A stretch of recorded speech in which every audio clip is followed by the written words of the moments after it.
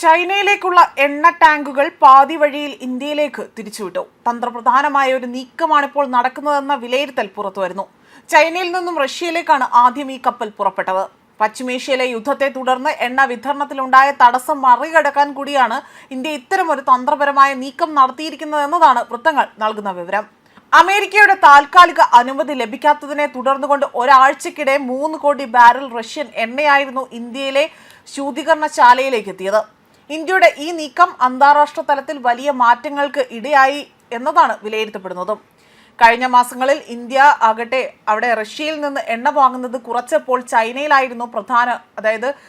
ചൈനയായിരുന്നു ഇവരുടെ പ്രധാന ഉപഭോക്താക്കളിൽ ഒരാളായി തന്നെ കണക്കാക്കിയിരുന്നത്.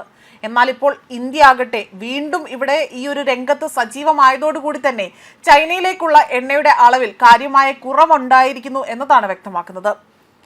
ഷിപ്പ് ട്രാക്കിംഗ് സ്ഥാപനമായ വോർടെക്സ് നൽകുന്ന വിവരം അതിൻ്റെ അടിസ്ഥാനത്തിൽ ചൈനയിലേക്കുള്ള 7 റഷ്യൻ കപ്പലുകളെങ്കിൽ പോലും ഇന്ത്യയിലേക്ക് തിരിച്ചുവിട്ടിട്ടുണ്ട് എന്നതാണ് അറിയാൻ സാധിക്കുന്നത്.